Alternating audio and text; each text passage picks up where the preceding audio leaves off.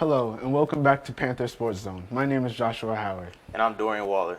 We start off today's show mourning the passing of Willis Reed, a former Grambling State alumni and NBA legend who passed away at the age of 80. Willis was a part of the NAIA National Championship team in 1961 and ended his college career by being inducted to the College Basketball Hall of Fame. After winning, he took his talents to the NBA, where he had an amazing season with the New York Knicks. He won Rookie of the Year, 2 NBA championships, 2 Finals MVPs, and a league MVP in 1970. This career ultimately landed him a spot in the Naismith Hall of Fame and a part of the NBA 50th and 75th anniversary teams. Moving on to the softball team, the Lady Panthers took down Grambling State in a 9-inning, securing the victory in an 8-3 win over the Grambling Tigers. The Lady Panthers were the first to put runs on the board with an RBI in the third, after they held the Tigers scoreless before the Panthers scored again in the following inning. The Lady Tigers fought back and tied the game at 3-3 before the Panthers got 5 runs on the board, ending the game with an 8-3 victory. Prairie View pitchers held the Lady Tigers to a 3-for-13 with runners in scoring position. Sophomore Haley Elizabeth started in the circle. The right-handed pitcher went 9 innings, only giving up 3 runs on 10 hits. On offense, the Lady Panthers were led by Jalen Davis, who had an RBI and a home run. Freshman pitcher Mia Nunez had a very good game as well, going for 1 for 3 with 2 walks and a home run with an RBI. In Game 2, the Lady Panthers also took the victory, 5-0 against the Lady Tigers. The Lady Panthers took the lead early and continued to apply pressure on Grambling State throughout the game. Junior Jessica Rojas led the way to the others, throwing a 2-hit shutout in the win. She went the distance for our Panthers, only giving up 2 hits with 2 walks and 5 strikeouts. Offensively, Mia Nunez and Jalen Davis led the way for the Lady Panthers, with Nunez going 3 for 4 with a double and 2 RBIs. Davis went 3 for 4 with a double in the win. Moving on to baseball. Next up, yesterday our men's baseball team lost to Incarnate Word 6-2. Prairie View was trailing early, down 3-0. The Panthers didn't put their first run on the board until the 4th inning. Throughout the game, the Panthers trailed 3-1 until later in the 7th when they closed the gap. After shortening the lead 3-2, that would be the last run for the Panthers, as they failed to score again. PV pitchers faced 41 incarnate hitters, allowing 9 ground balls and 12 fly balls, only striking out 1. Sophomore Danny McDay threw for 4 innings and only giving up 3 runs and 3 hits and 3 walkouts. Offensively, the Panthers were led by Alex Martinez, going 1 for 4 with 1 home run and 1 RBI. The Panthers will face off against rival Texas Southern on Friday the 31st at Texas Southern. We want to wish good luck to our Panthers. Well, we're going to take a short commercial break. When we come back, we will be discussing more about our Prairie View A&M athletic teams. Stay tuned.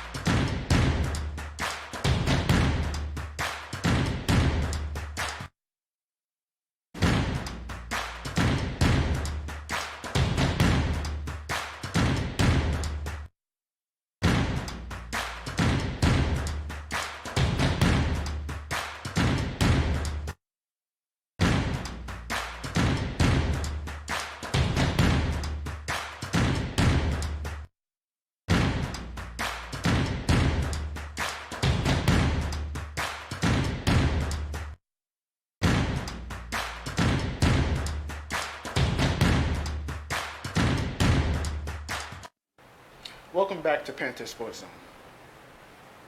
Recently, SWAC announced their weekly awards. The Southern Athletic Conference has given Florida A&M Janicio Bastardo and Bethune-Cookman's Nolan Santos SWAC Baseball Weekly honors for their outstanding performance during this past week of conference play. Hitter of the Week Bastardo contributed 8 runs to go along with 4 home runs and 10 RBIs during Florida A&M's series against Alabama A&M. He had a batting average of .545 and an on-base percentage of .643 during the 3-game series. For Pitcher of the Week, Nolan Santos and the Bethune-Cookman squad earned their third win of the season with a complete game effort against Mississippi Valley State. While on the mound, he allowed only one earned run on 4 hits with 11 strikeouts.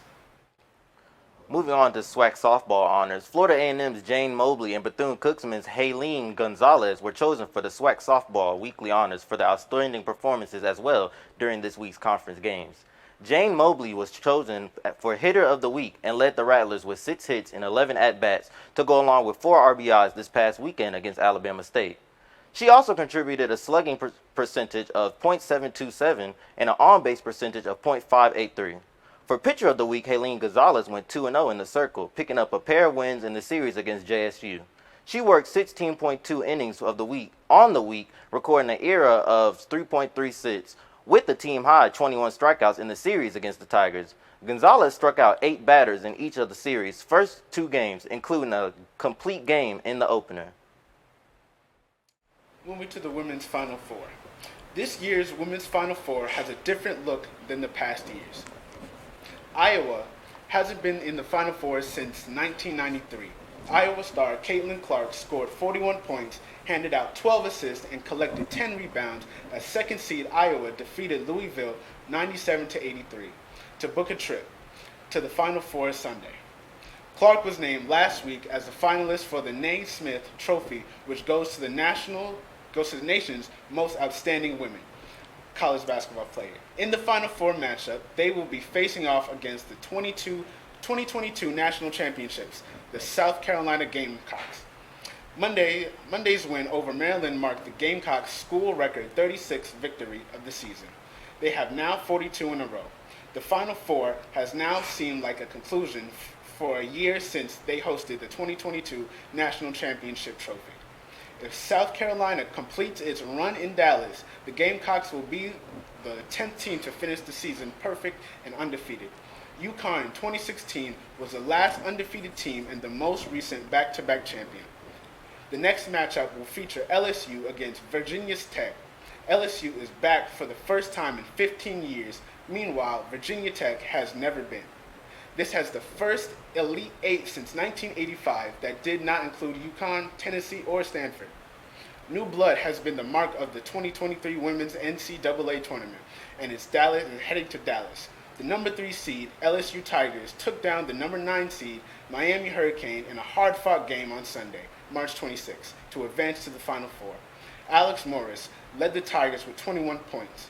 LSU star Angel Reese scored 13 points, adding 18 rebounds to secure her 32nd double-double of the season, breaking the SEC record for most double-doubles in the season. They're going against Virginia Tech. Virginia Tech stars Elizabeth Kitley and Georgia Amore combined for 49 points to lift Virginia Tech to an 84-74 victory over Ohio State, making their debut in the Elite Eight.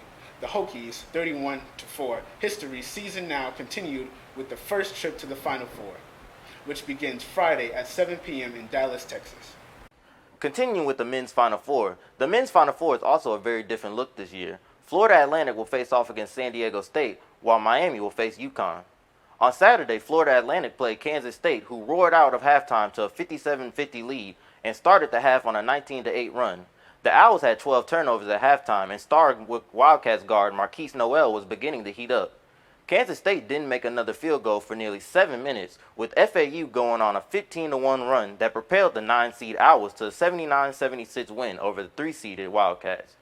FAU, which had been one of the NCAA tournaments, FAU, which had only been to one NCAA tournament before this season, didn't have a single NCAA tournament victory in program history. They became the first number 9 seed to reach the Final Four since 2013. The Miami Hurricanes will also keep on dancing to the first Final Four in school history after an 88-81 victory over second-seeded Texas, who were the highest seed remaining in the tournament. The Hurricanes rallied in the final 10 minutes, riding the hot hands of guards Wooga Poplar, Jordan Miller, and Nigel Pack, taking the lead at 73-72 with 5 minutes left in the game. Miami broke a tie with 2 free throws to lead 87-79 with a minute left, holding the lead to the end of the game. UConn has dominated its competition on the way to becoming the 10th Final Four team in men's tournament history to win each game by at least 15 points. 3 of its 4 wins have been decided by more than 20 points. The Huskies lit up Las Vegas over a 2-game stretch that included a 23-point victory over number 8 Arkansas and a 28-point victory over number 3 Gonzaga in what was one of the most lopsided Elite 8 wins in the last 31 years. So, Josh, I haven't really had the chance to talk to you about this yet, but I know you most likely made a bracket. How's your bracket holding up so far? Bracket's broken. Oh, it's bad? It's broken. I gave up.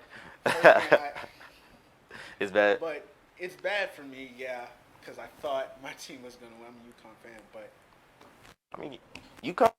I don't feel comfortable with who's going to be playing against UConn. Okay. Because these boys come to play. Everyone has come to play. They want to win. They want to do this. They're breaking records that they haven't broken before. They're doing stuff that they didn't even think could be possible. So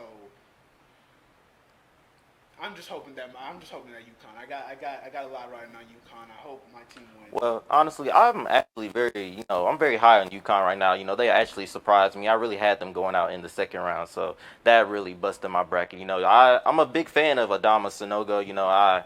I like his game. He's a low post center. We don't see a lot of those now in recent basketball, but I really was surprised by how UConn really has dominated this tournament. As we mentioned, winning each game by 15 points or more. That's amazing, especially in a tournament. I feel like that's a statement. 15 points, not 5 as I know. It's 15. They're trying to clear a path for their victory. So I agree. I kind of feel I'm iffy. I'm a little iffy. I know UConn's gonna win this whole thing out, so I'm gonna be fine right now. But it's over. It's not over.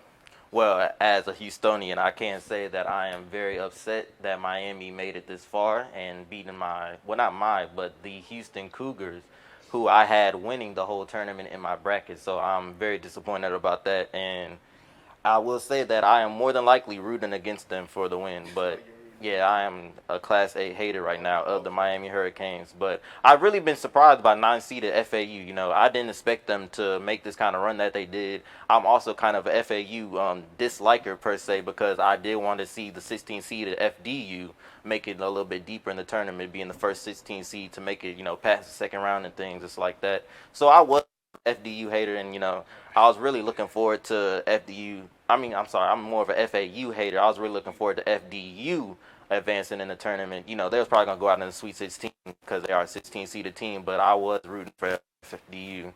But I will say this though, I will like to brag about one thing. In my little competition that I had with a group of friends, I did win the tournament bracket for the second year in a row. So that's all that matters. yep. I have bragging rights once again for a whole nother year. So yeah, I'm actually pretty happy with my tournament results. Just besides U of H losing, but. We're going to take another short commercial break. When we come back, we'll be discussing the women's and men's track teams and bowling. Stay tuned.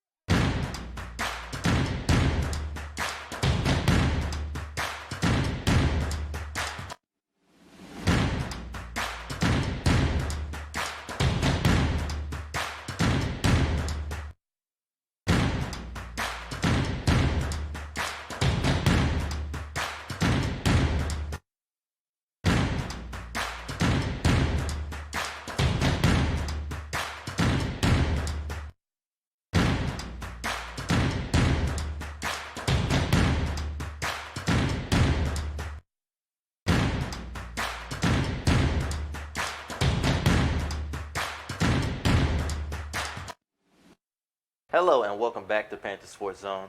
Moving on, we're going to be talking about our men's and women's track teams. The Prairie View A&M men's outdoor track and field team hosted The Prairie View A&M men's outdoor track and field host team finished atop in the 89th PV relays hosted by the Panthers on the campus of Prairie View A&M over the weekend.